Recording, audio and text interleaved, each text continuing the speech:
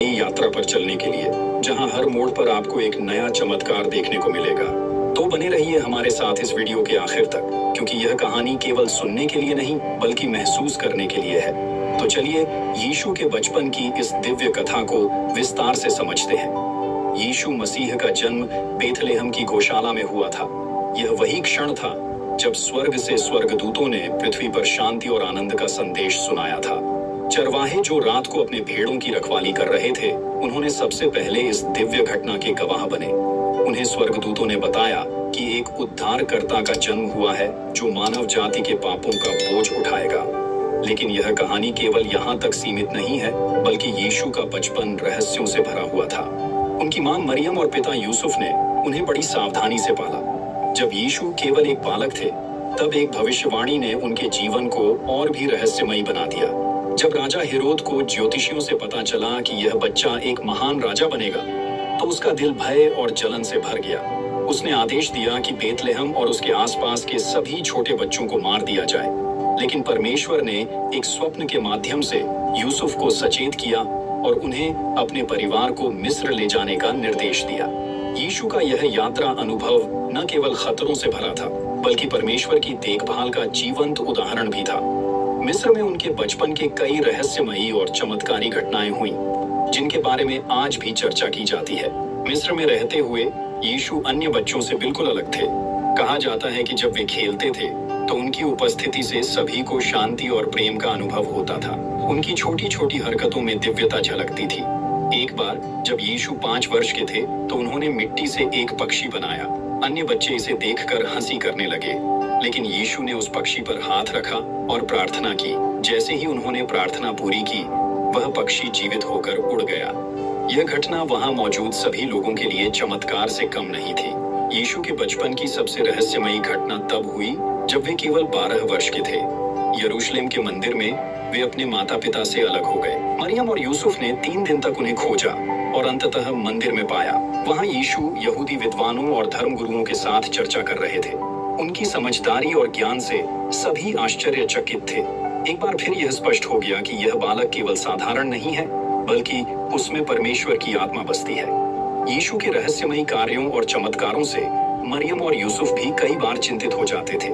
वे जानते थे कि उनका बेटा विशेष है, लेकिन इस विशेषता के साथ आने वाली चुनौतियों का अंदाजा उन्हें धीरे धीरे हो रहा था।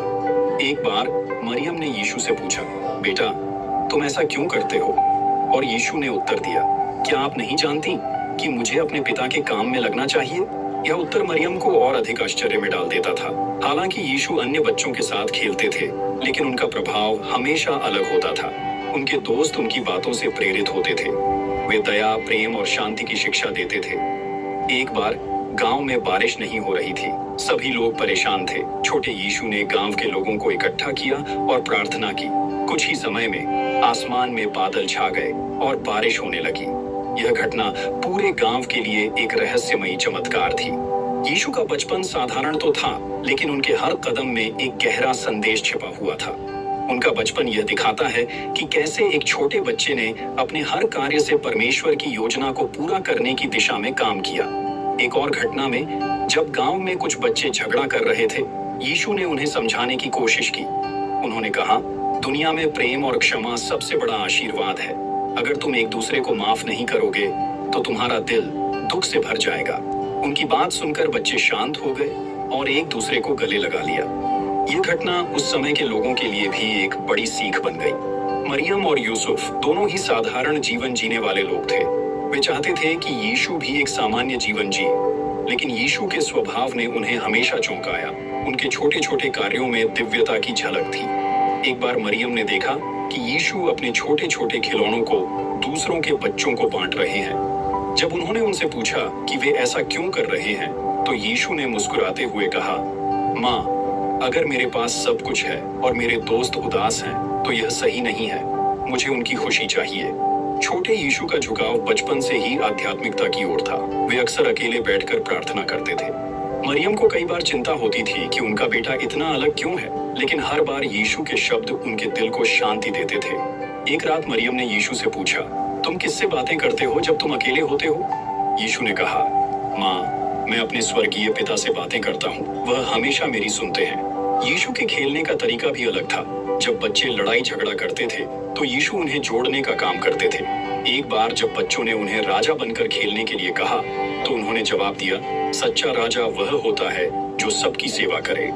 उनका यह उत्तर बच्चों और बड़ों के लिए समान रूप से प्रेरणादायक था। एक और घटना में गांव की एक विधवा बहुत ही परेशान थी क्योंकि उसके पास खाने के लिए कुछ भी नहीं था। छोटे यीशु ने यह देखा और अपने घर से रोटी और मछली लेकर उसे दे दी। यूसुफ ने जब यह देखा तो वे थोड़े नाराज हुए, लेकिन जब उन्होंने उस विधवा की खुशी देखी तो उन्होंने यीशु को गले से लगा लिया। यीशु ने कहा, पिताजी, अगर हम दूसरों की मदद नहीं करेंगे तो परमेश्वर की कृपा कैसे पाएंगे? यीशु के जीवन का हर पल एक भविष्यवाणी को साकार कर रहा था। वह तारा जो उनके जन्म के समय चमका था, आज भी उन लोगों के दिलों में चमकता है जो उनके संदेश को समझते हैं। एक दिन जब यीशु ने अपने दोस्तों को बताया कि एक दिन वे पूरी दुनिया के लिए संदेश लाएंगे, तो किसी को उनकी बात समझ नहीं आई, लेकिन उनके शब्दों में एक गहराई थी जो वर्षों बाद स्पष्ट हुई। गांव के कई बुजुर्गों ने बताया कि जब भी वे छोटे यीशु के पास बैठते तो उनका सारा दुख दूर हो जाता था। उनके शब्द और उनका चेहरा किसी अद्भुत शक्ति का एहसास कराते थे। यीशु के बचपन का हर दिन एक नई सीख और प्रेरणा से भरा था। ऐसा कहा जाता है कि जब भी यीशु किसी कठिन परिस्थिति में होते थे तो उन्हें अदृश्य मार्गदर्शन मिलता था। मरियम और यूसुफ ने कई बार देखा कि यीशु कठिन निर्णय लेने के बाद भी शांत और आत्मविश्वास से भरे रहते थे।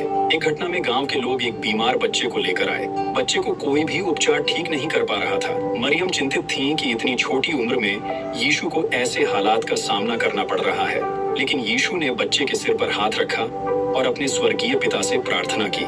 कुछ ही पलों में वह बच्चा ठीक हो गया। यह देखकर लोग आश्चर्यचकित रह गए और मरियम के मन में यह विश्वास और गहरा हो गया कि उनका बेटा कोई साधारण बालक नहीं है। एक बार जब यीशु लगभग 10 वर्ष के थे, एक साधु जैसी पोशाक पहने व्यक्ति उनके घर आया। वह आदमी दूर दूर से भविष्यवाणियां करने के लिए जाना जाता था। उसने मरियम और यूसुफ से कहा, यह बच्चा केवल एक इंसान नहीं बल्कि पूरे संसार के लिए एक वरदान है। एक दिन लोग इसके नाम को प्यार और आदर से लेंगे। मरियम ने उस आगंतुक से पूछा, लेकिन कैसे? उसने उत्तर दिया, परमेश्वर की योजना किसी को पूरी तरह समझ नहीं आती, लेकिन यह निश्चित है कि यह बालक स्वर्ग और पृथ्वी के बीच पुल बनेगा। इस भविष्यवाणी ने मरियम और यूसुफ को न केवल गर्व से भर दिया, बल्कि उन्हें यह भी एहसास दिलाया कि उनके बेटे का भविष्य साधारण नहीं होगा। यीशु के जीवन का एक और बड़ा पहलू यह था कि वे जहां भी जाते वहां शांति और प्रेम फैलाने की कोशिश करते। एक बार गांव में दो परिवारों के बीच वर्षों पुरानी दुश्मनी को लेकर विवाद छिड़ गया। लोग एक दूसरे के खिलाफ हथियार उठाने को तैयार थे। छोटे यीशु ने इस झगड़े को रोकने की ठानी। वे उन परिवारों के पास गए और कहा, जो लड़ाई करता है वह प्रेम को खो देता है। क्या आप अपने बच्चों को यही सिखाना चाहते हैं? उनके शब्द इतने प्रभावशाली थे कि दोनों परिवारों ने अपनी दुश्मनी समाप्त कर दी और एक नई शुरुआत की। यीशु के दोस्त उनके साथ समय बिताने के लिए उत्साहित रहते थे, लेकिन कई बार उनके साथ ऐसे रहस्यमयी अनुभव भी होते थे जिन्हें वे कभी भूल नहीं पाए। एक बार खेलते खेलते एक बच्चा कुएं में गिर गया। बाकी बच्चे डर के मारे चिल्लाने लगे, लेकिन यीशु शांत थे। उन्होंने उस कुएं के पास खड़े होकर प्रार्थना की और कहा, डरो मत, वह सुरक्षित है। कुछ ही पलों में बच्चे को सुरक्षित बाहर निकाल लिया गया और यह देखकर हर कोई दंग रह गया। छोटे यीशु के शब्द हमेशा लोगों के दिलों को छू जाते थे। एक दिन गांव में एक बूढ़ा आदमी आया जो बहुत गरीब था। उसके पास खाने के लिए कुछ भी नहीं था और तब यीशु ने उसे भोजन दिया और कहा, हर किसी की मदद करो, चाहे वह छोटा हो या बड़ा। परमेश्वर उनकी ही मदद करता है जो दूसरों की सेवा में लगे रहते हैं। यूसुफ जो एक बढ़ई थे, अपने काम के कारण कई बार परेशान हो जाते थे, लेकिन यीशु अपने छोटे हाथों से उनकी मदद करते और उन्हें आराम करने के लिए कहते। एक बार यूसुफ ने मजाक में कहा, तुम मेरे से भी अच्छा बढ़ई बन जाओगे। यीशु ने मुस्कुराते हुए जवाब दिया, पिताजी, मैं बढ़ई नहीं, लेकिन लोगों के दिलों को जोड़ने वाला बनूंगा। यीशु का बचपन प्रार्थना और ध्यान से भरा हुआ था। वे अक्सर अकेले बैठकर प्रार्थना करते थे। उनकी बातें हमेशा गहराई से भरी होती थीं, जो उनकी उम्र से कहीं आगे की लगती थीं। एक दिन जब यीशु और उनके दोस्त एक झील के किनारे खेल रहे थे, तभी एक बड़ा तूफान आया। सभी बच्चे डर कर भागने लगे, लेकिन यीशु ने झील की ओर देखा और कहा, शांत हो जाओ। आश्चर्यजनक रूप से तूफान थम गया। उनके दोस्तों ने यह बात अपने माता पिता को बताई और जल्द ही यह खबर पूरे गांव में फैल गई। यीशु के बचपन की हर घटना हमें यह सिखाती है कि महानता केवल बड़े कामों में नहीं, बल्कि छोटे कदमों और कार्यों में भी होती है। उनकी मासूमियत, उनका ज्ञान और उनका दिव्य स्वभाव यह साबित करता है कि वे केवल एक बालक नहीं, बल्कि परमेश्वर का वरदान थे। उनके बचपन की ये रहस्यमयी कहानियां हमें यह संदेश देती हैं कि परमेश्वर हमेशा हमारे साथ हैं, चाहे हम कितनी भी मुश्किलों में क्यों न हों। उनकी कहानी हमें प्रेरित करती है कि हम भी अपने जीवन में प्रेम, शांति और दया का प्रकाश फैलाएं। अगर आपको यीशु मसीह के बचपन की यह रहस्यमयी कहानी पसंद आई, तो इस वीडियो को अपने सभी मसीही भाई बहनों और परिवार के साथ शेयर जरूर करें और हमारे चैनल द बाइबल